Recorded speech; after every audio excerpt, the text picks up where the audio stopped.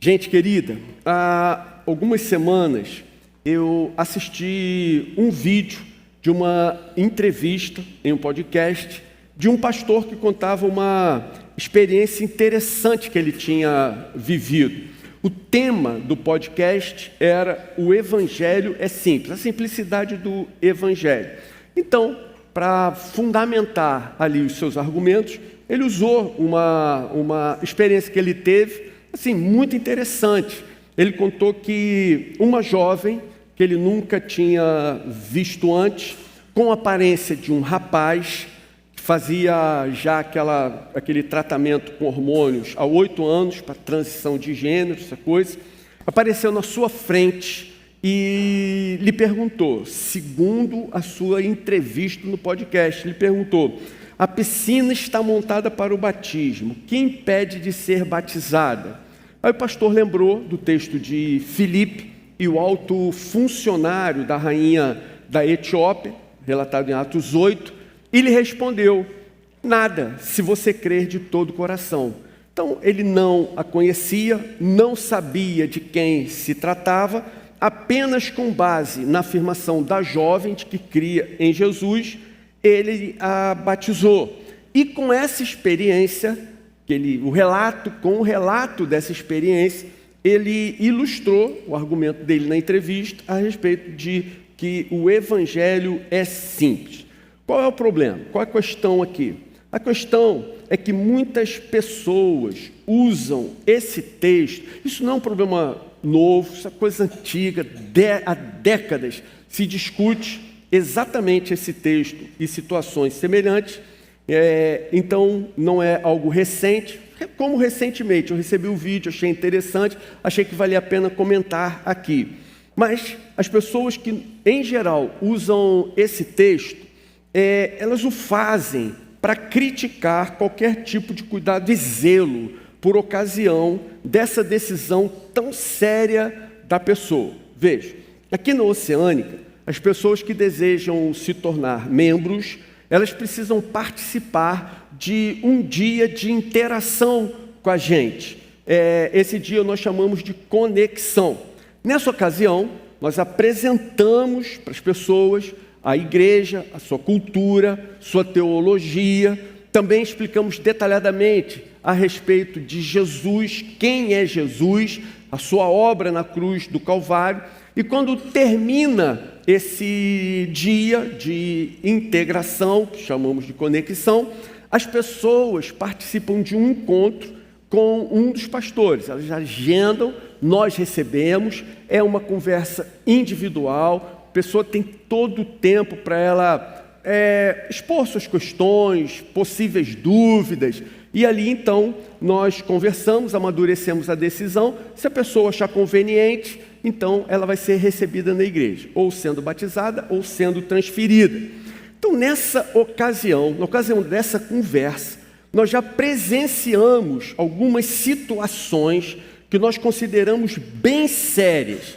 Os exemplos que eu vou citar não são ilustrações para impressionar os irmãos, mas são fatos reais que nós ouvimos por ocasião dessa conversa. Então, pessoas que em certas ocasiões chegaram aqui já tendo sido batizadas em outros lugares, alegando ou dizendo que elas já têm um tempo de caminhada com Jesus. Então, algumas dessas pessoas, em certas ocasiões, já disseram: eu não saio de casa sem consultar o meu horóscopo. Outro, a ideia de reencarnação está na Bíblia. Eu já li isso lá, eu tenho certeza. Vejam, gente batizada em outros lugares que querem agora apenas se transferir. Outras, não vejo problema em, tendo sido batizada, pular 7 ondas na virada do ano, do dia 31 de dezembro. Então, recebemos pessoas batizadas aqui, ou melhor, recebemos para a conversa pessoas batizadas em outros lugares, fazendo esse tipo de colocação, afirmando esse tipo de comportamento. Então eu pergunto a vocês: quem promoveu esses batismos foi amoroso com essas pessoas ou foi negligente? quem se precipitou em batizá-las demonstrou afeto, amor ou falta de zelo e cuidado? Então, só para não deixar o assunto do oficial da Etiópia, da rainha da Etiópia, em aberto, eu queria comentar essa passagem com vocês aqui rapidamente, por ser um texto muito conhecido e debatido, discutido. Então, vejam que coisa interessante. Esse oficial, ele vinha numa carruagem, lendo o livro do profeta Isaías. O Espírito de Deus leva Filipe a estar com ele e começa uma conversa. E esse alto oficial lê em voz alta o livro do profeta Isaías. Filipe ouve e pergunta: você está entendendo o que você está lendo? E ele responde: como eu vou entender se ninguém me explicar? Mas no relato dessa passagem tem uma informação muito interessante, que ele estava vindo de adorar em Jerusalém. Portanto, esse homem, ele estava vindo de um culto a Deus na cidade santa de Jerusalém. Ele está vindo do templo em Jerusalém.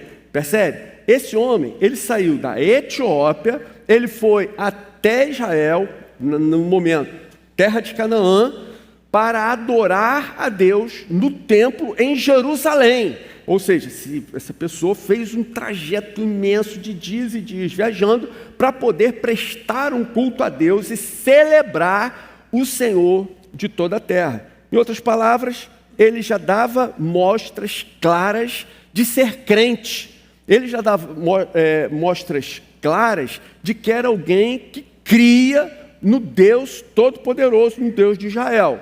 Segundo lugar, ele disse a Filipe: peço que você me explique. Ou seja, ele está lendo a Escritura, ele é estudioso das Escrituras. Por ser alguém estudioso, ele teve dúvidas, e diante dessas dúvidas, ele, percebendo que Filipe poderia esclarecer, ele pediu: você pode me explicar o que esse profeta está falando? Então, Filipe lhe explicou. E aí chegamos no terceiro lugar. Olha que coisa interessante. Então, Filipe, começando com essa passagem da Escritura, anunciou-lhe a mensagem de Jesus. Ou seja, Filipe explicou não apenas aquela passagem de Isaías, mas Jesus lhe explicou a mensagem do Evangelho, a mensagem de Jesus. Gente, se você quiser ter uma ideia aproximada do que pode ter sido essa explicação, eu sugiro que depois você leia Atos capítulo 7, que é a pregação de Estevão para os judeus que iriam em breve lhe apedrejar. Ali, Atos capítulo 7, ele faz uma descrição desde o Antigo Testamento, todas as profecias, até chegar em Jesus e mostrar que em Cristo todas essas profecias haviam se cumprido. Okay? Mesmo o relato do discurso de Estevão em Atos 7 é óbvio que está resumido, mas você vai ver a complexidade teológica, histórica do relato de Estevão. Então, por isso, nós podemos imaginar que nessa simples linha, começando com essa passagem da Escritura, anunciou-lhe a mensagem de Jesus, nós podemos aqui supor que isso não foi algo rápido, não foi algo ligeiro, não foi algo feito de maneira apressada ou assodada. Explicar o Evangelho para um etíope, ainda que ele fosse crente, estivesse vindo da adoração em Jerusalém, você começando do Antigo Testamento, até chegar em Cristo, mostrando que nele todas as profecias se cumpriram, isso não foi algo fácil e muito menos rápido. Só depois de toda essa conversa, então nós chegamos no versículo 36, que é o mais conhecido e falado de toda essa passagem, em que esse homem se vira para Filipe e diz: eis aqui a água, o que impede de eu ser batizado?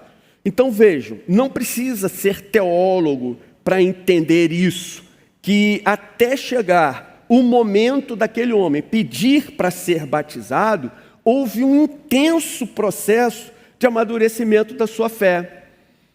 Após a simples leitura e interpretação do texto, nós podemos afirmar, aquele batismo não aconteceu de forma precipitada, imatura e inconsequente. Até porque, gente, vejam, a ordem que Jesus deu, a última ordem de Jesus, antes dele subir aos céus, foi: vão e façam discípulos de todas as nações, batizando-os em nome do Pai, do Filho e do Espírito Santo. Mas a ordem não para aí, continua. Ensinando-os a guardar todas as coisas que tenho ordenado a vocês. Gente, você percebeu a ordem? Batizando-os e ensinando-os a guardar todas as coisas que tenho ordenado a vocês. Aí eu pergunto, qual é a parte fácil dessa ordem? É batizar ou é ensinar as pessoas a guardarem tudo que Jesus nos ensinou? Você está percebendo? Então, deixar as pessoas sem a devida orientação não é manifestação de amor, é falta de interesse. Deixar as pessoas sem a devida correção não é amor, é falta de cuidado. Deixar as pessoas andando em seu próprio caminho, sabendo que elas estão indo em direção ao inferno, isso, gente, não é amor. Isso sim é falta de misericórdia, é omissão, é negligência. E aí, com isso, nós chegamos ao texto de hoje, Hebreus, capítulo 12, a partir do versículo 5. Hebreus, capítulo 12, a partir do versículo 5. E o texto diz assim: vocês se esqueceram da exortação que lhes é dirigida como a filhos. Filho meu, não despreze a correção que vem do Senhor, nem desanime quando você é repreendido por Ele, porque o Senhor corrige a quem ama e castiga todo filho a quem aceita. É para a disciplina que vocês perseveram. Deus os trata como filhos. E qual é o filho a quem o pai não corrige? Então eu queria destacar aqui, essa parte do versículo 7, é para a disciplina que vocês perseveram. Antes de continuar, eu quero dizer para vocês o seguinte: eu sei que essa palavra disciplina geralmente é odiada. Ninguém gosta de ouvir essa palavra, menos ainda, ninguém gosta de ser disciplinado. Mas a disciplina é um conceito bíblico, um valor bíblico, que tem uma forte conotação positiva, diferente de palavras como pecado. Pecado é sempre ruim, é sempre negativo. Disciplina não. A disciplina traz na sua essência, na essência da palavra original, ela traz essa ideia de que é uma coisa boa para nós, ainda que seja dolorida, é uma coisa boa, é positiva. Então, a palavra original, que foi traduzida por disciplina, ela tem um significado imenso para a gente. Veja só, no original, essa palavra que foi traduzida dessa forma, ela significa, ela traz no seu entendimento, treino, disciplinar é treinar, educação, disciplinar é educar, formação, instrução para o crescimento em virtudes. A disciplina faz com que a pessoa se torne mais nobre. A disciplina, ela permite que a pessoa se torne mais virtuosa. E mais, isso é dentro, considerando que estamos falando dentro do reino de Deus. Não é virtude, não é honra para a sociedade. É virtude e honra dentro do reino dos céus. É a disciplina de um pai que irá moldar o caráter do seu filho. Então, eu me lembro de uma história, certa vez eu ouvi essa história. O pai dava umas palmadinhas no filho e a avó gritou: não bate na criança. E o pai logo lhe respondeu: não estou batendo numa criança, estou forjando o caráter de um homem. Então essa é a ideia, você percebe? Então, o que Deus está fazendo com a gente é forjando em nós o caráter de pessoas santas. Deus está forjando em nós o caráter de pessoas nobres, valorosas, pessoas santas, de acordo com o seu padrão. Disciplina é essa ação amorosa de quem se recusa a deixar o caráter do seu filho crescendo de uma maneira deformada, sem limites e sem direção. Quando Paulo diz, olha que coisa interessante, gente, essa passagem ela é muito conhecida. Atos 22, 3 diz assim, Paulo falando, Paulo escreve dizendo, eu fui instruído aos pés de Gamaliel. Fui instruído aos pés de Gamaliel. No original, essa palavra traduzida por instruído é a mesma de disciplinado. Portanto, não seria errado. Não faz parte da nossa cultura, nós não falaríamos assim, mas não estaria errado se tivesse sido traduzido, se nós usássemos a palavra disciplinado para substituir instruído. Então, poderia ser dito, Paulo falando, fui disciplinado aos pés de Gamaliel, fui instruído aos pés de Gamaliel. Então, você está percebendo? Traz em si uma conotação positiva, é uma coisa boa, é uma coisa importante, valiosa para nós.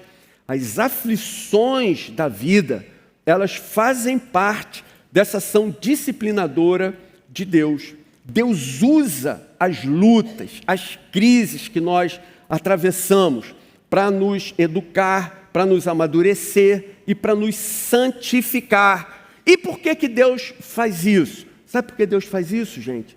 Porque Deus se importa. Deus me disciplina porque Ele se importa comigo. Deus te disciplina porque Ele se importa com você. Deixar o pecador entregue ao seu próprio pecado não é amor, é desleixo. Deixar o pecador entregue a si mesmo não é manifestação de afeto, é falta de cuidado, é falta de misericórdia. E mais adiante, no versículo 11 do capítulo que estamos lendo, o autor diz assim, na verdade, toda disciplina, ao ser aplicada, não parece ser motivo de alegria, mas de tristeza.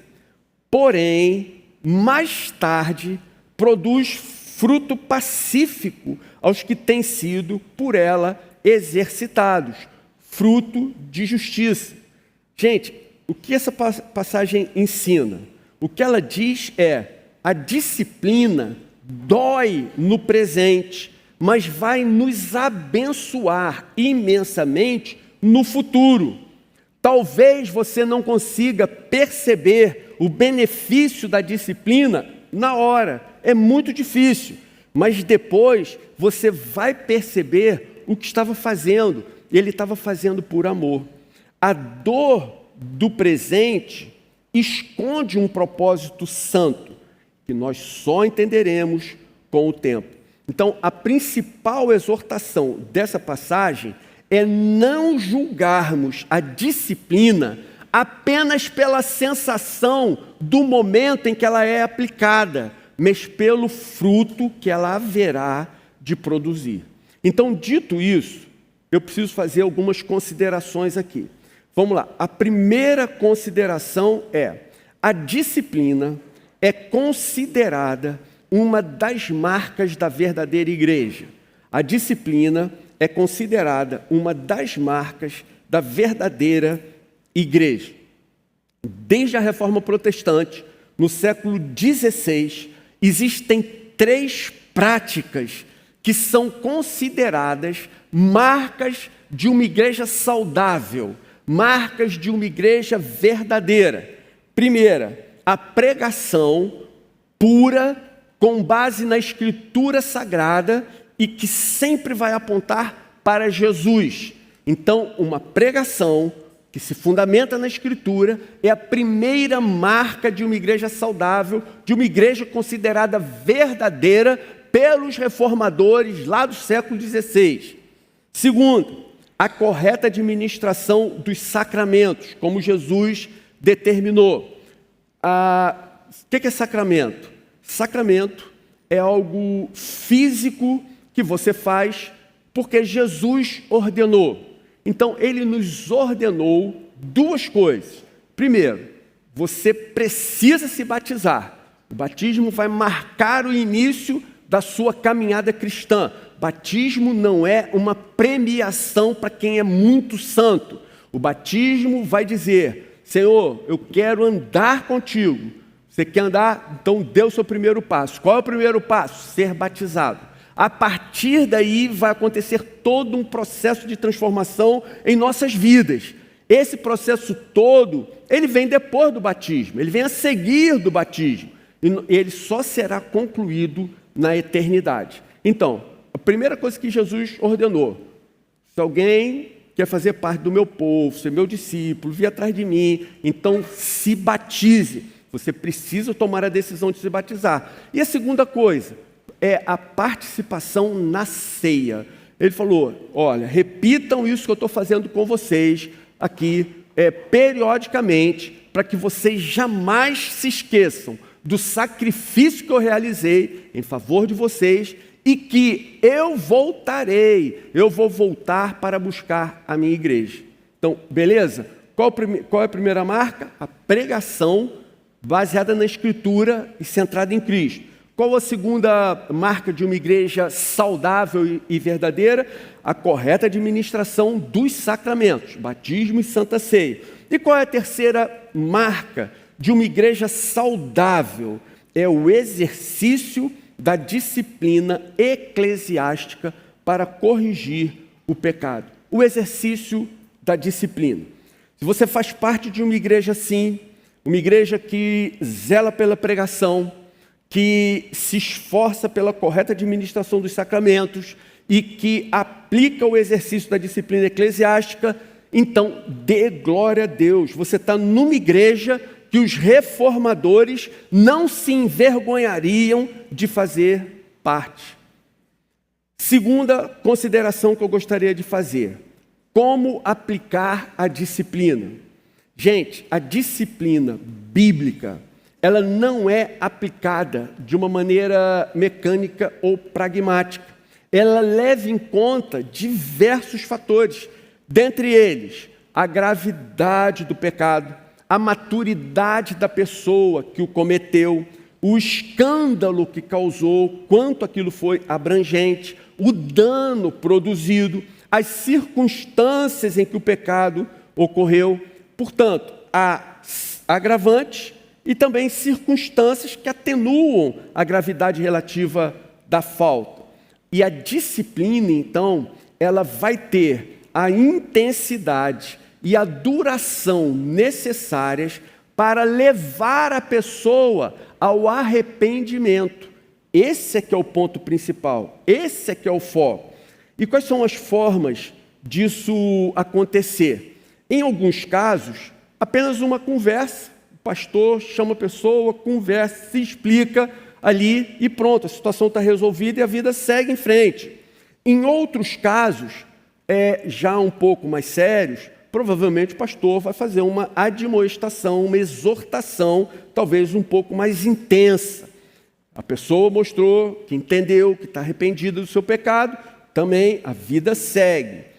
Um degrau acima, se o pecado da pessoa for de conhecimento público e efetivamente envergonhou o nome de Jesus, então essa pessoa deverá ser afastada das funções que vinha exercendo na igreja. Não pode participar de um ministério. Ela deixou de ser modelo, deixou de ser exemplo, ok?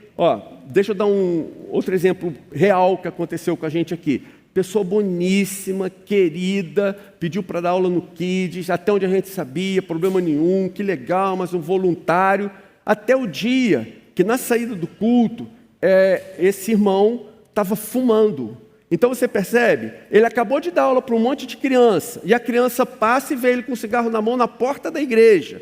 Irmãos, isso não é um exemplo, não é isso que nós queremos. Precisamos fazer alguma coisa, você está entendendo? Não é deixar do jeito que está, fingir que nada aconteceu, não significa que estamos amando essa pessoa. Ao mesmo passo, deixar retirá-la desse ministério, não significa que nós a odiamos ou estamos tratando ela com desprezo, mas que ela precisa se posicionar para voltar a ser exemplo, se Deus quiser, num breve espaço de tempo, ela poder retomar o seu próprio ministério, a sua própria função.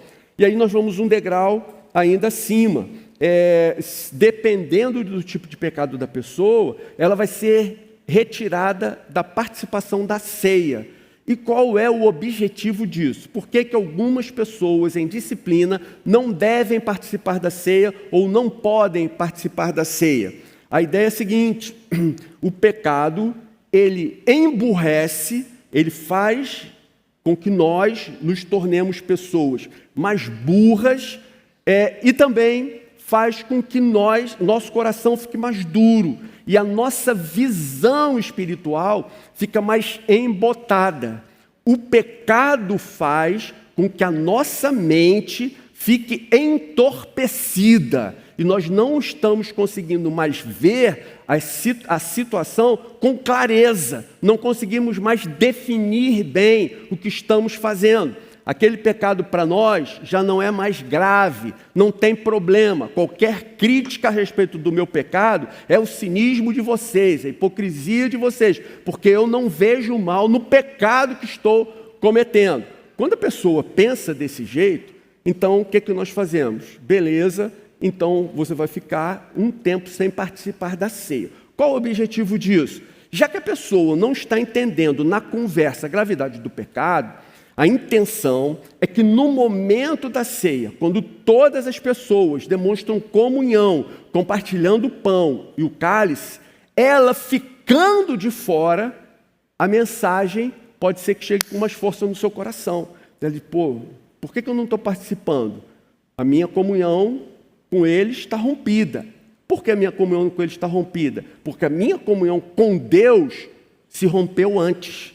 Então a ideia é essa, a pessoa vê de uma maneira física, palpável, que a sua comunhão com Deus está interrompida, está desfeita, e ela precisa se posicionar para voltar ao caminho. É por isso que as pessoas deixam de participar da ceia, dependendo da gravidade do pecado, para que ela entenda o que aconteceu.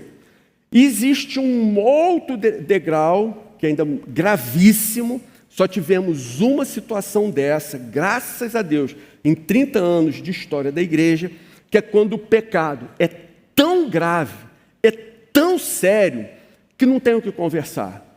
É simplesmente expulsar a pessoa da igreja, acabou, não tem o que falar. Mas existe pecado assim? Existe. Por exemplo, você encontra na Bíblia, 1 Coríntios capítulo 5, é daí que vem essa ideia, esse conceito. O que acontece em 1 Coríntios capítulo 5? Um jovem tem uma relação incestuosa com a sua própria madrasta. Ele era membro da igreja de Corinto, sua família era membro da igreja de Corinto. Então, dentro de uma igreja, um jovem teve relação com a madrasta, e isso se tornou público. Então, nesse caso, sabe o que o apóstolo Paulo diz? O apóstolo Paulo diz, depois lê 1 Coríntios capítulo 5, que é um capítulo denso e com muitos detalhes. Mas o que o apóstolo Paulo faz escrevendo aos Coríntios, ele diz, eu vou unir o meu coração ao de vocês e ao Espírito Santo de Deus, e juntos vamos entregar esse homem a Satanás, para que Satanás o penere, para que Satanás o esmague, de maneira que, ao final dos seus dias, ele possa vir a ser salvo, porque ele seria levado ao arrependimento, então se salvaria. Percebe? Então, no capítulo de 1 Coríntios 5, o apóstolo fala isso, olha, esse pecado não é para ninguém chegar perto, não é para ninguém lá consolar, não é para ninguém falar nada, apenas cortem ele imediatamente da comunhão da igreja. Ou seja, isso é um caso gravíssimo. Como eu falei para vocês, desde que a igreja começou até hoje, pelo menos umas 10 mil pessoas passaram pela igreja. Então, nesse total, tivemos um caso assim, graças a Deus, espero não ter outro pelos próximos 30 anos. E aí vem uma pergunta, mas durante quanto tempo a pessoa ficará afastada da ceia, da comunhão e das suas funções nos ministérios? A resposta é: esse tempo é subjetivo, não é possível defini-lo. Existe um tempo determinado para cada pessoa. De que maneira? Quem traz um princípio que eu acho que é bem definido e que é o que nós aplicamos aqui na igreja foi Charles Spurgeon. Charles Spurgeon diz o seguinte: a pessoa deverá ser restaurada à comunhão à medida que o seu arrependimento se torne tão evidente quanto foi o seu pecado. Poxa, Charles Spurgeon trouxe aqui uma ideia magnífica, um conceito magnífico, fundamentado na Bíblia. É isso. Então, você entende? É subjetivo. Como é que a pessoa vai expor o seu arrependimento? Aí eu respondo: eu não tenho a menor ideia, mas eu sei que quando ela estiver efetivamente arrependida, nós vamos ver, todo mundo vai perceber, realmente ele está arrependido, realmente ele se arrependeu do que fez. Olha, o pecado dele foi muito ruim, mas o arrependimento dele agora é sincero, dá para nós vermos, é visível, é palpável. Olha, nós olhamos para aquela pessoa e vemos, de fato, essa pessoa está arrependida do que fez. E nesse momento, então, a pessoa é restaurada. A terceira consideração que eu queria fazer é: se ninguém gosta de ser disciplinado, eu diria para vocês, gente, menos ainda nós gostamos de disciplinar. Se ninguém gosta de ser disciplinado, menos ainda nós gostamos de disciplinar. Você sabe do que nós gostamos? Sabe do que eu gosto? Eu gosto de ir à praia, eu gosto de passear com Fátima, eu gosto de brincar com meus netinhos. Disciplinar uma pessoa, gente, horrível. Sabe assim, dentro do ministério, o que eu gosto de fazer? Eu amo fazer batismos, casamentos, ministrar ceia, pregar mensagens, não propriamente como a de hoje, mas pregar mensagens de encorajamento, mensagens de esperança, mensagens de consolação, mensagens a respeito da segunda vinda de Jesus. Isso daí nós amamos. No entanto, cabe a nós, pastores da igreja, agirmos de uma determinada forma que nós vamos livrar as pessoas desse caminho da morte. Ou seja, admoestar, disciplinar, exortar. Gente, definitivamente nós não gostamos, não temos nenhum prazer nisso, mas faz parte do ministério pastoral. Olha só, vamos falar sério.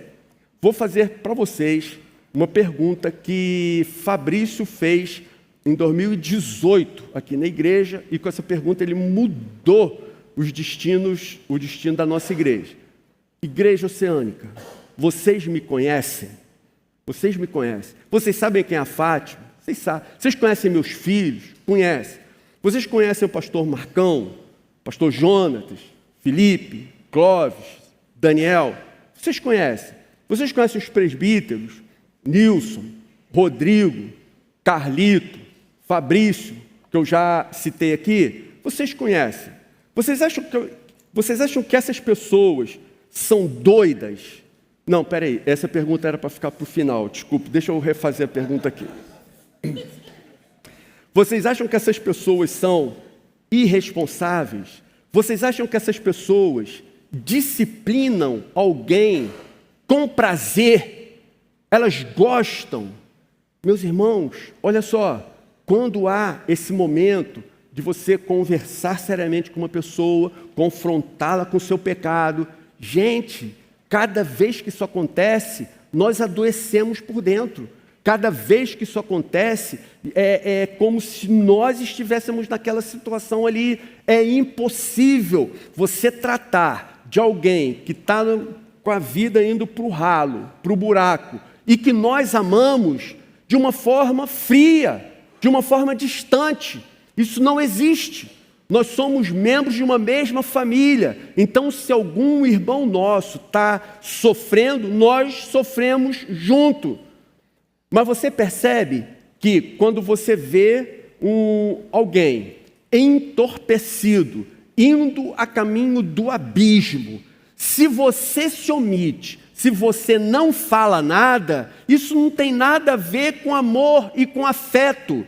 Isso é desinteresse, isso é desleixo, isso é falta de bom senso. Quando você ama, você pega essa pessoa e você vai tentar sacudir, incomodar, pressionar, até o momento que ela vai acordar e se desviar do caminho do abismo e voltar para o caminho da vida. Você acha que esse confronto para nós é fácil? Vocês acham que esse confronto para nós é agradável? Gente, isso nos adoece toda vez que nós precisamos fazer algo assim. Mas sabe o que acontece? Por que que nós fazemos? Ora, se nós não fizermos, no último dia, nós teremos que prestar contas a Deus, pelo fato de não termos sido zelosos, cuidadosos, não termos amado as pessoas o suficiente para corrigi-las, de ensiná-las o caminho da verdade. E esse sangue nós não queremos sobre nós. E aí, dito isso, vamos às aplicações. Primeira aplicação: não despreze a correção que vem do Senhor. Isso é um dos versículos que nós lemos no texto base do nosso estudo de hoje. Não despreze a correção que vem do Senhor. Aí agora eu vou ampliar. Não despreze a correção que vem do Senhor diretamente. Não despreze a correção que vem do Senhor através dos seus pais. Jovens, não desprezem a correção do seu pai. Não despreze a correção da sua mãe. Deus está corrigindo você através deles. E você pode ter certeza. Você precisa aprender que há limites. Você precisa aprender que existe um caminho. Seu pai, sua mãe vão ensinar a você esses limites com amor, com paciência, com atenção, com cuidado. Se você não aprender a ter limites com seu pai e sua mãe, limite você terá. Quando você chegar na vida, a vida então se incumbirá de ensinar a você. Mas com certeza não será com amor e muito menos com afeto. Então, ouça seu pai, ouça sua mãe. A seguir, não despreze a correção que vem do Senhor através de um pastor da Oceânica. Sabe por quê, gente? Você consegue imaginar de alguma forma que passe pela cabeça minha ou de qualquer um desses irmãos que eu citei, que nós fazemos isso com prazer? Assim, tipo, eu acordo um dia, falo para a Fátima, mas hoje eu estou bem, estou feliz, eu vou atormentar a vida de algum irmão da igreja, vou chamar para ir lá conversar comigo, eu vou assim, falar poucas e boas para ele. Quero, sinceramente, pensa bem, isso faz sentido para você? Mesmo, eu entendi, eu retirei aquela pergunta, que eu sei que às vezes, assim, como Marcão costuma falar, de perto, ninguém é normal. Então, assim, como nós nos conhecemos bastante, pode ser que você diga assim, a pergunta foi, gente, vocês acham que nós somos doidos? Pode ser que você pense assim, talvez alguém seja, né? Talvez alguém seja. Então, eu retirei essa pergunta. Mas agora, fora as brincadeiras, você consegue imaginar que qualquer uma dessas pessoas faria algo assim, de exortar alguém, de encorajar alguém, de disciplinar alguém, de mostrar a alguém os seus erros com alegria? Você acha que alguém tem alegria em fazer isso, gente? Por que teria? É uma coisa extremamente desagradável. Nós ficamos noites pensando em como vai ser o encontro antes dele acontecer. E depois que ele acontece, nós ficamos dias pensando em como deveria ter sido. Ninguém faz isso de uma maneira completamente isenta, de uma maneira fria e distante. Não existe essa possibilidade. Então, quando isso acontecer, você não tenha dúvida de que é uma prova do amor de Deus por você. Quando você estiver sendo cuidado dessa forma, se alegre em Deus. Deus está cuidando do seu coração. Leve a sério. Posso afirmar para vocês, ninguém tem prazer em fazer isso aqui, mas é nossa responsabilidade diante de Deus. Se isso acontecer com você ou alguém da sua família, ao invés de você ficar aborrecido, se sentindo injustiçado indevidamente, irmão, minha irmã, dê graças a Deus por haver na Igreja Oceânica pastores e líderes que se importam. Está entendendo?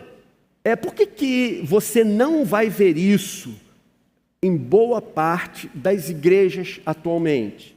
Por que você não vai ver isso, talvez, na maioria das igrejas hoje em dia?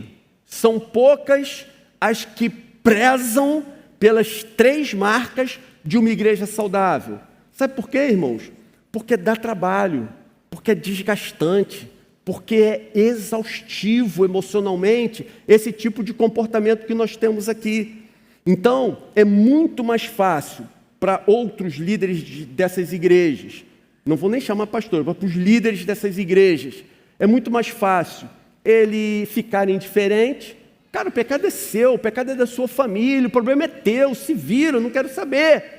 O que importa é que você continue dando o dízimozinho, que ele pinga no caixa da igreja, que no final do mês paguem o meu salário.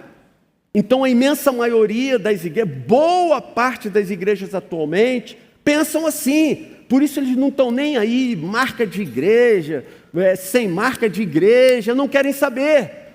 Se a igreja estiver abarrotada, já está muito bom.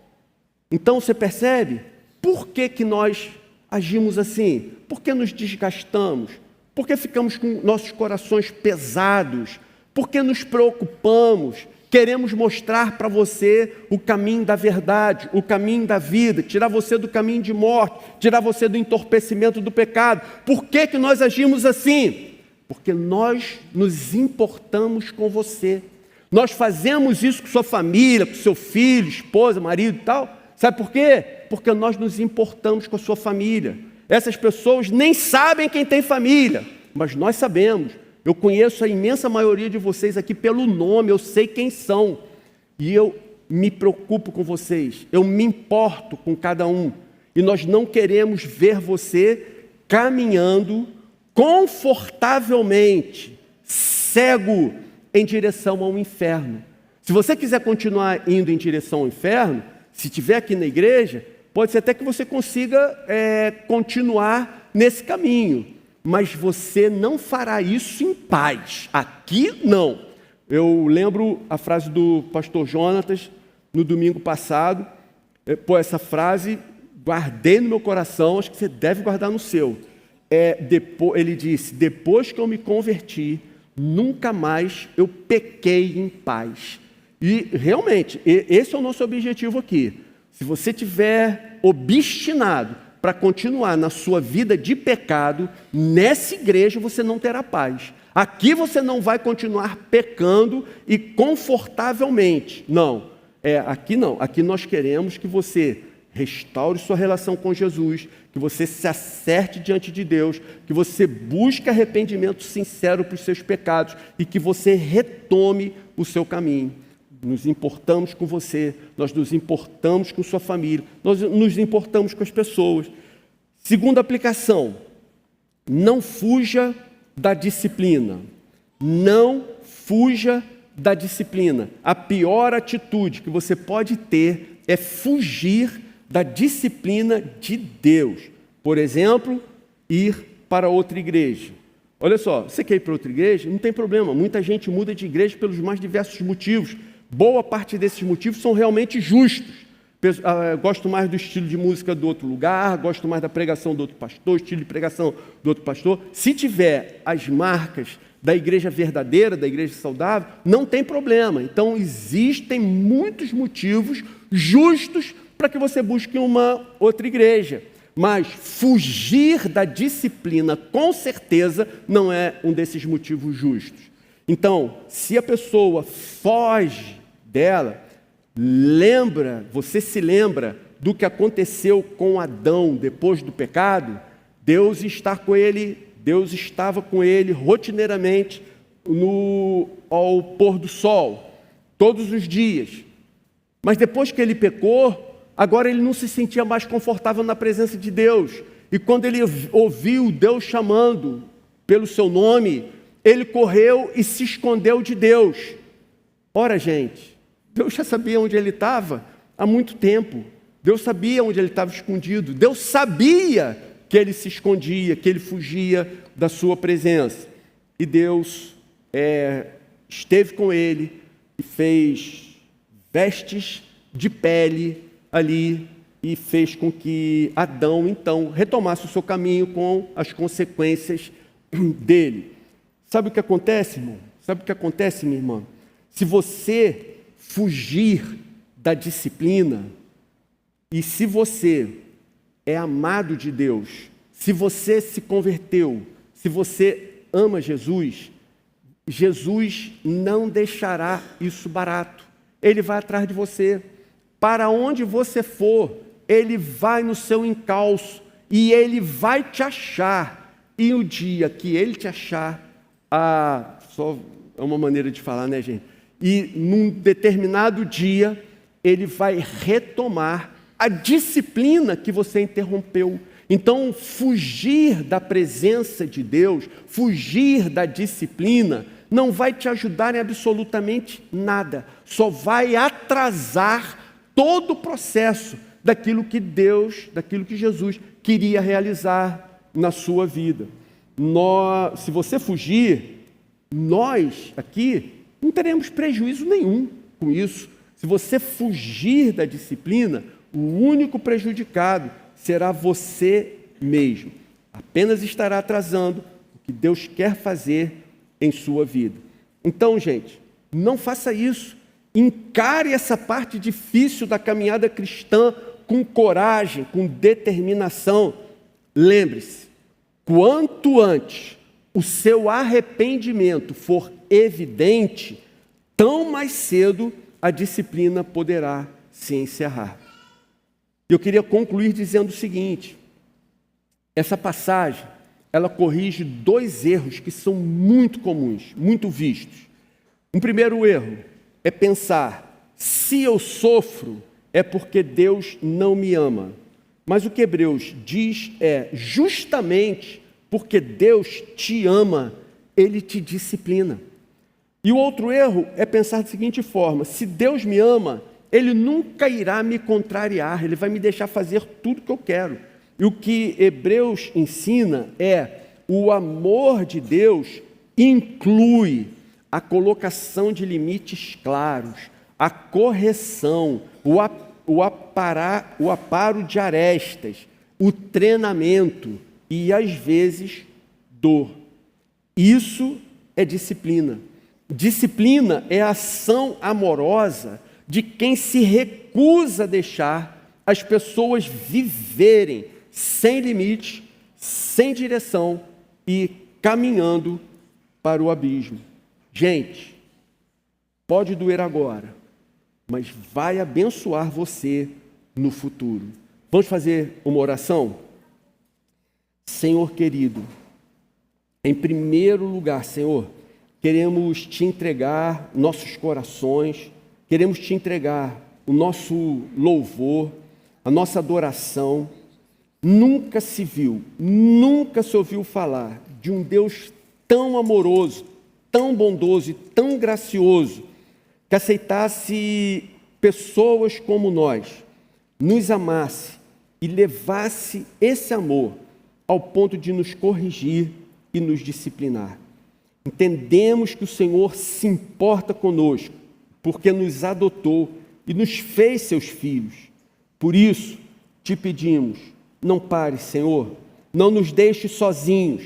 Por favor, completa a obra que o Senhor já começou em nossas vidas. Ainda que nesse momento esteja doendo, nós temos a certeza de que um dia reconheceremos o teu cuidado e o teu amor. Entregamos a ti, Deus, os nossos corações cheios de alegria e de gratidão E oramos assim em nome de Jesus. Amém.